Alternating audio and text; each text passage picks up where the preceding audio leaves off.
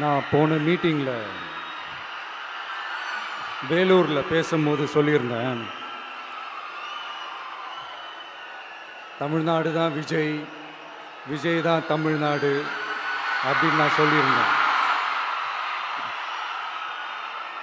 அது ஏன் அப்படி சொன்னேன் அப்படின்னா, தமிழ்நாட்டு மக்களுடைய ஒரே பிரதிநிதியாக, உண்மையான ஒரு பிரதிநிதியாக நாம் மட்டும்தான் இருக்கிறோம் அப்படின்றதுக்காக தான் அப்படி நான் சொன்னேன். அப்புறம் அந்த தேர்தல் பற்றியும் நான் சொல்லியிருந்தேன். தமிழ்நாடு வர்சஸ் ஸ்டாலின் சார், அதாவது விஜய் வர்சஸ் ஸ்டாலின் சார், அதையும் நான் சொல்லியிருந்தேன். அப்புறம் இன்னொரு கேள்வியும் கேட்டிருந்தேன். இது தமிழ்நாடு சட்டசபைக்கான ஒரு தேர்தல், இதை ஏன் தமிழ்நாட்டுக்கும் டெல்லிக்குமான ஒரு எலெக்ஷன் சொல்கிறீங்க அப்படின்னு நான் கேட்டிருந்தேன். உடனே விஜய் பாஜகவுக்காக பேசுகிறாரு அப்படின்லாம் திருச்சி பேச ஆரம்பிச்சிட்டாங்க. அப்புறம் ரெகுலராக ஒன்று பண்ணுவாங்கல்ல, நம்மளுடைய சிறுபான்மை சகோதரர்களை பயமுறுத்தி ஒரு ஏமாத்து வேலை ஒன்று செய்வாங்கல்ல, அது இனிமேல் அவங்களால தொடர்ந்து செய்ய முடியாதுன்னு அவங்களுக்கு தெரிஞ்சு போச்சு. அதனால தான் நான் என்ன பேசினாலும் அதை திருச்சி பேசுறது, அந்த தில்லு முள்ளு வேலைகள்லாம் அவங்க செய்ய ஆரம்பிச்சிட்டாங்க.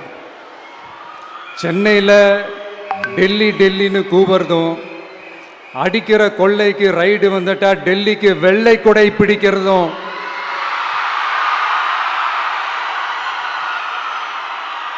இதெல்லாம் யாருன்னு உங்களுக்கே நல்லா தெரியும்.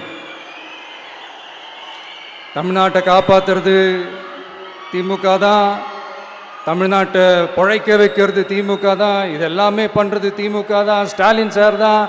இதெல்லாம் ஒர்க் அவுட்டே ஆகாது பாஸ்.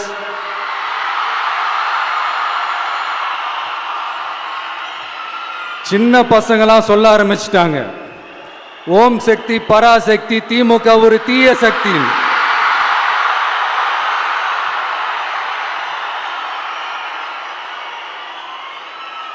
அதனால் இந்த தமிழ்நாடு இன்னொன்று வேற ஒன்று சொல்கிறாங்க. அது என்னடான்னா, தமிழ்நாட்டு அணி டெல்லி அணியா. கிரிக்கெட்டில் கூட தமிழ்நாட்டு அணியை டெல்லி அணியால் தொட்டு கூட பார்க்க முடியாது.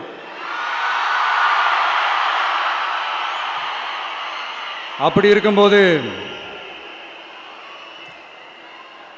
கிரிக்கெட்லையும் விசில போடுறது தமிழ்நாடு தான், சிஎஸ்கே.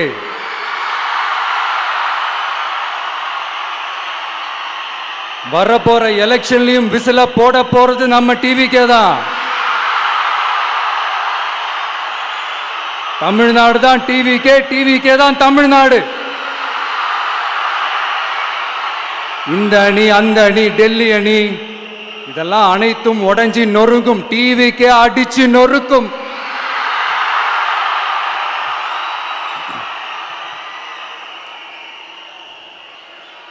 எனக்கும் என்னுடைய மக்களுக்கும் நடுவில் வேற யாராலையும் உள்ள நுழையவே முடியாது.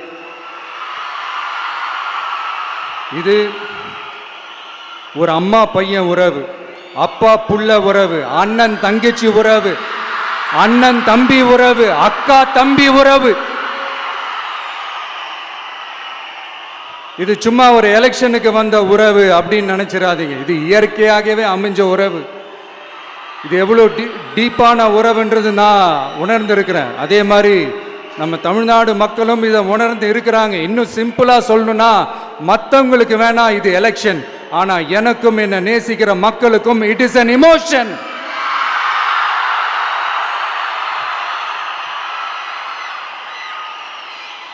And it is not an ordinary emotion. It is a powerful oceanic emotion. இப்படி இருக்கும்போது வீட்டுக்கு வீடு விஜய், தமிழ்நாட்டுக்காக விஜய், வெற்றி பேரணியில் தமிழ்நாடு, இதெல்லாமே 100% இந்த எலெக்ஷனில் அது ப்ரூவ் ஆகும்.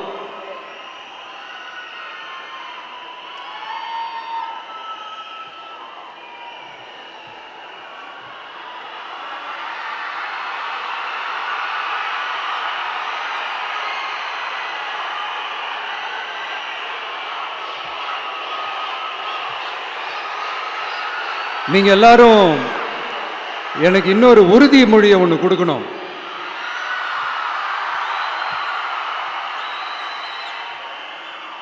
ஊழலற்ற உண்மையான சமூக நீதியை நிலைநாட்ட நம்ம ஆட்சியை அமைப்பீங்க தானே? உங்களை தான் கேட்கிறேன், நம்ம ஆட்சியை அமைப்பீங்க தானே? இந்த விஜய்க்கு ஒரு வாய்ப்பு கொடுப்பீங்க தானே? உண்மையிலே கொடுப்பீங்க தானே? இந்த விஜயை நம்புறீங்க தானே? ஒவ்வொரு வீட்லயும் விசில் சத்தம் கேட்கும் தானே? அந்த விசில் சத்தம் ஒவ்வொரு பூத்திலையும் புயலா ஒலிக்கும் தானே? Thank you thank you thank you.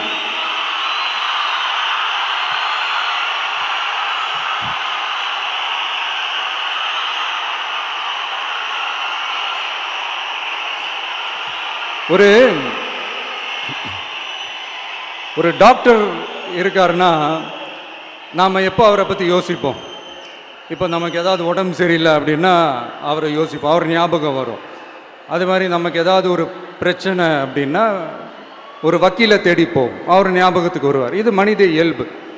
அந்தந்த பிரச்சனை வரும்போது நம்ம அவங்கவுங்கள தேடி போவோம். ஆனால் ஆன் அ டெய்லி பேசிஸ் நம்ம சும்மா சாப்பிடும் போது கூட நம்மளை அறியாமல் ஒருத்தவங்களை பற்றி நினைப்போம், நம்மளை அறியாமல் அவங்களுக்கு நாம் நன்றி சொல்லுவோம். அந்த மதிப்பிற்குரிய அந்த மனிதர்கள் வேற யாரும் இல்லை, விவசாயி விவசாயி விவசாயி.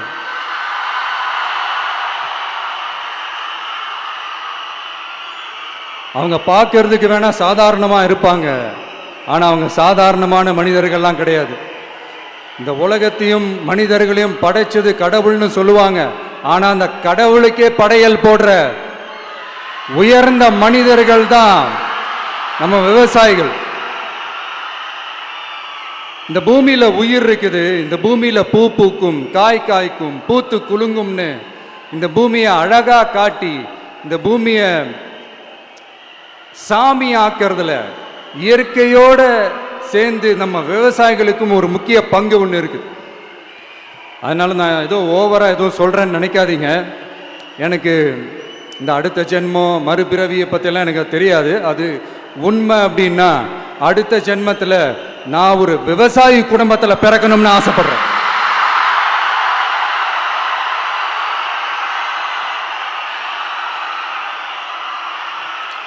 எனக்கு விவசாயத்தை பற்றி டீட்டெயில்டாக தெரியாது தான், நான் ஒத்துக்கிறேன். அதனால் மற்றவங்க மாதிரி நானும் டெல்டாக்காரன் தான் அப்படின்னு உங்கள் காதில் டால்டா ஊத்தலாம் நான் வரல. எனக்கு விவசாயத்தை பற்றி டீட்டெயில்டாக தெரியலனா கூட அவங்க படுற கஷ்டங்களை பற்றி எனக்கு நல்லாவே தெரியும். நம்மளுடைய முதல் அரசியல் பயணம் தொடங்கினதே அந்த பரந்தூர் விஷயத்தை கையில் எடுத்து தான். அதனால் நம்மளுடைய இந்த ஆட்சி அமைஞ்சதும் தீர்க்க வேண்டிய முக்கியமான பிரச்சனைகளில் நம்மளுடைய விவசாய பிரச்சனைகளும் ஒன்று. முதல்வர் அவர்களுக்கு இந்த மாதிரி நீங்கள் அது செஞ்சிட்டேன் இது செஞ்சிட்டேன் அப்படின்னு நிறையா பெருமையாக சொல்லிக்கிறீங்களே, ஒரு அடிப்படை ஒரு பிரச்சனையை பற்றி ஒன்று பேசுவோமா? கொஞ்ச நாளைக்கு முன்னாடி ஐநா சபை ஒரு ரிப்போர்ட் ஒன்று வெளியிட்டிருந்தாங்க. அது கூட தினத்தந்தி நியூஸில் கூட வந்துச்சு.